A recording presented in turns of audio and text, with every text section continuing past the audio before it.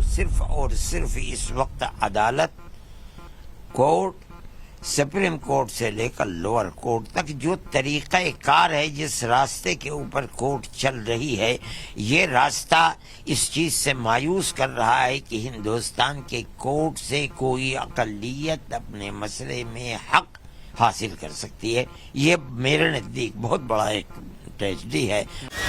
जब मुस्लिम उलेमा अपने ही रुख से पीछे हटने लगे हों, एक फैसले के बाद रंग बदलने लगे हों, तो फिर सियासतदान कहां पीछे रहने वाले थे।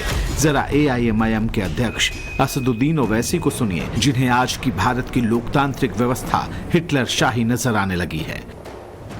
हमारे वजूद को खतरा है और मैं बड़ी जिम्मेदारी के साथ कह रहा हूं कि जज्बात में लाए बगैर कह रहा हूं कि आज 17 करोड़ मुसलमान अपने आप को ऐसा समझते हैं कि जिस ज़माने में हिटलर के ज़माने में यहूदी अपने आप को समझते थे। भारत के मुसलमानों से उनकी शनाख्त को छीनना चाहते हैं। ख्वाजा अजमेरी के आस्थाने पर चादर बिछाइए, मगर आप जो चादर मुझसे छीनना चाह रहे हैं, मेरी मस्जिद है, आप हर मस्जिद को छीनना चाहते हैं। आप बताइए 17 करोड़ मुसलमानों को क्या पैगाम दे रहे हैं आप कि आप हर मस्जिद को छीन लेंगे। नरेंद्र मोदी इस मुल्क में तारीख लिखना चाहते हैं। क्या तारीख लिखना चाहते हैं कि मैंने इस देश को, गांधी अंबेडकर के देश को मैंने हिंदू राष्ट्र बना दिया। पहले मस्जिद को चादर बताया, फिर इस चादर को छीनने के आरोप लगाए, फिर भारत को हिंदू राष्ट्र बताने लगे। वो वैसे तो यहीं तक रहे, उनकी पार्टी के नेता वारिस पठान तो एक कदम और आगे निकलते दिखाई पड़े। न्यायपालिका की नियत पर ही सवाल दाग दिया। इस पर बहस गर्मा गई। इंतजामिया कमेटी के वकील ने भी कहा था और हमारा भी ये कहना है कि जो अदालत का फैसला आया वाराणसी कोर्ट का, वो गलत फैसला है। वो फैसला पर से जो प्लेसेस ऑफ वर्शिप एक्ट 1991 है, उसका उल्लंघन है। अब देखने वाली बात यह कि इसी कोर्ट ने 17 जनवरी के दिन डिस्ट्रिक्ट मजिस्ट्रेट को अपॉइंट किया था एज ए रिसीवर ऑफ वो जो तय खाना, जो सेलर था उसका। उस टाइम कोई इजाजत नहीं दी गई थी कि वहां पे आप प्रेयर कर सकते हैं। अब जिस दिन इनका जाने का दिन था, लास्ट दिन उन्होंने ये ऑर्डर दे दिया और उन्होंने कहा 7 दिन के अंदर ये सब हटा दिया जाए। मगर इतनी घाई थी, किस अपील करने का भी टाइम नहीं दे रहे, कुछ नहीं, और रातों रात जाकर वहां पर पूजा शुरू कर दी। आरिफ भाई ने अपनी बातों में एक बात कही, जरा उसको नोट करिएगा। ये साहब का जाने का आखिरी दिन था, उन्होंने आदेश पारित कर दिया। आई एम सॉरी सर, आप कोर्ट के इंटेंशंस पे एक मैलाफाइड इंटेंशन एट्रीब्यूट कर रहे हैं। आपको इस केस के डेट ऑफ इवेंट्स नहीं पता है। कोर्ट और जज की नियत पर सवाल उठाने वाले ऐसे बयान तब सामने आए हैं जबकि ज्ञान वापी के मामले में ASI की सर्वे रिपोर्ट ने कई सबूत सामने रख दिए हैं। सवाल है कि अगर मस्जिद में बुत परस्ती नहीं होती तो फिर बुतें यानी मूर्तियां आई कहां से, हिंदू मंदिर के चिन्ह आए कहां से। ज्ञान वापी मस्जिद के परिसर में तहखाने से लेकर बाहरी दीवार तक में हिंदू प्रतीक, वास्तुकला और चिन्हों से लेकर शिलालेख जैसे सबूत मिले, लेकिन मुस्लिम उलेमाओं और ओवैसी और उनकी पार्टी के नेताओं की नजर में शायद सबूतों की कोई अहमियत नहीं। इनकी सबसे ज्यादा नाराजगी वाराणसी के पूर्व जिला जज अजय कुमार विश्वेश से है, जिन्होंने अपने कार्यकाल के आखिरी दिन ज्ञान वापी के तहखाने का ताला खोलने का फैसला सुनाया। टाइम्स नाउ नव भारत ने एक जिम्मेदार चैनल होने के नाते सीधे रिटायर्ड जस्टिस अजय कुमार विश्वेश से बात की। मेरी प्रतिक्रिया यही है कि मैंने जो भी आदेश किया इन अकॉर्डेंस विद लॉ और जो एस्टेब्लिश्ड लीगल प्रिंसिपल्स हैं और रूल्स हैं उनको फॉलो करते हुए दिया है, और जो हमारे यहाँ न्यायिक प्रक्रिया है उसके अनुसार दिया है।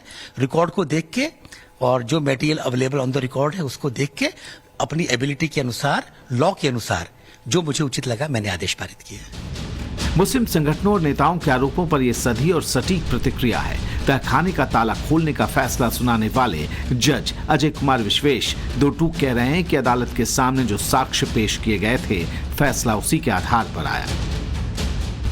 इन फैसलों को देते समय आपके जहन में क्या आता था और वो कौन से ऐसे सबूत थे, साक्ष्य थे जिसके बिहार पर आपने ये फैसले दिए?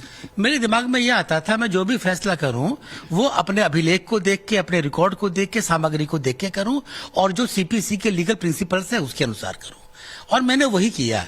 जो भी मेरे सामने एप्लीकेशन आई, प्रार्थना पत्र आए, मैंने उसको जो है सिविल प्रोसीजर कोड है उसके जो प्रिंसिपल्स हैं, उसके जो लॉ है उसको देखते हुए पारित किया। उसके अलावा मैंने और किसी बात पे ध्यान नहीं दिया। मुझे यह है कि मुझे जो भी आदेश करना है अपने रिकॉर्ड को देख के, CPC को देख के, लॉ ऑफ द लैंड को देख के करना है। इसके अलावा मेरे मन में और कोई बात नहीं आई। कहते हैं कि अगर कोई आंखें मूंद कर हर तरफ अंधेरा होने की बात कहे तो क्या कहा जाए। कल तक अरशद मदनी कह रहे थे कि अयोध्या विवाद में सुप्रीम कोर्ट के फैसले ने बाबरी के पक्षकारों के दावों को सही बताया और फैसला आस्था के आधार पर नहीं तथ्यों पर हुआ। लेकिन उनके बोल अब बदले हुए हैं। सवाल है कि बोल क्यों बदले, लेकिन उससे पहले कानून के जानकारों की इन बातों को भी गौर से सुना जाना चाहिए। जो भी आदेश दिया वो कानून के अनुसार, जो हमारा सीपीसी है, जो हमारे अदर लीगल प्रोविजंस है, उनको ध्यान में रखते हुए दिया। और हम लोगों को यही सिखाया जाता है कि जो भी फैसला देना है वो अपने मटेरियल को देख के, रिकॉर्ड को देख के, अभिलेख को देख के, एविडेंस जो रिकॉर्ड पर है उसको देख के, और जो लॉ ऑफ द लैंड है उसको देख के किया जाए, उससे बाहर न किया जाए। तो मैंने जो भी किया उसी के अनुसार किया। दोनों के आपत्ति को ध्यान में रखते हुए और एसआई की रिपोर्ट को ध्यान में रखते हुए कोर्ट निर्णय लेती है कि कौन सा साक्ष्य माने और कौन सा साक्ष्य नहीं माने। कोई अंतिम साक्ष्य नहीं है। ये समझ में लगा कि एसआई ने लिख दिया तो वो साक्ष्य अंतिम हो गया। अंतिम निर्णय तो कोर्ट को लेना है और कोर्ट उस साक्ष्य पर दोनों पक्षों की आपत्ति प्राप्त करने के बाद जो निष्कर्ष निकालेगी उसी को अंतिम निष्कर्ष मानते हैं। स्टेटमेंट व्यक्ति विशेष ने किस संदर्भ में दिया है उसका बिना उल्लेख किए हुए मैं इतना ही कहना चाहूँगा कि इस प्रकार का कथन बिल्कुल गैर लोकतांत्रिक है, अमर्यादित है, न्यायालयों की गरिमा को घटाने वाला है और ऐसा कोई परिदृश्य देश में नहीं है जिसके आधार पर यह कहा जा सके कि न्यायालय निष्पक्ष नहीं है अथवा नागरिकों के किसी समूह का विश्वास भरोसा न्यायपालिका में कम है।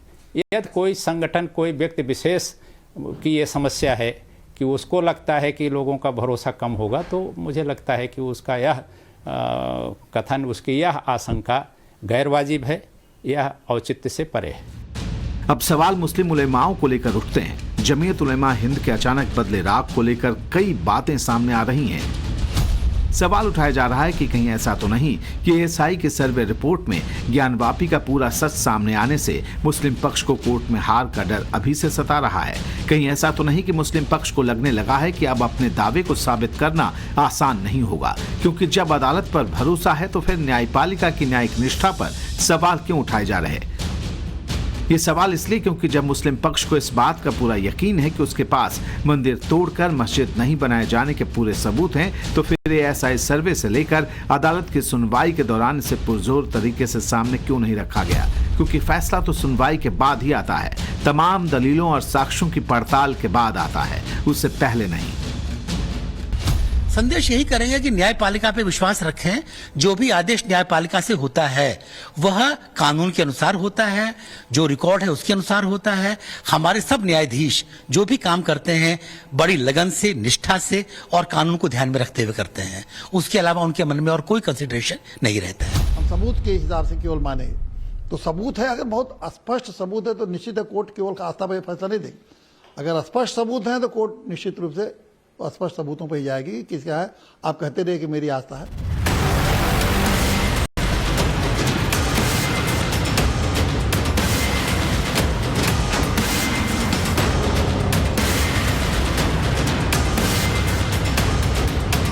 ज्ञानवापी विवाद से जुड़े अभी कई मामलों की अदालत में सुनवाई होनी है। हर याचिकाकर्ता की मांग अलग अलग है और हिंदू पक्ष से जुड़ी ये अलग अलग मांग मुस्लिम पक्षकारों की आशंकाओं को लगातार बढ़ा रही है। इसी से समझा जा सकता है कि आने वाले दिनों में ये मामले कितने चौंकाने वाले साबित होंगे। वाराणसी से आशुतोष सिंह, लखनऊ से विनोद मिश्रा और दिल्ली से गौरव श्रीवास्तव के साथ bureau report, times now Bharat.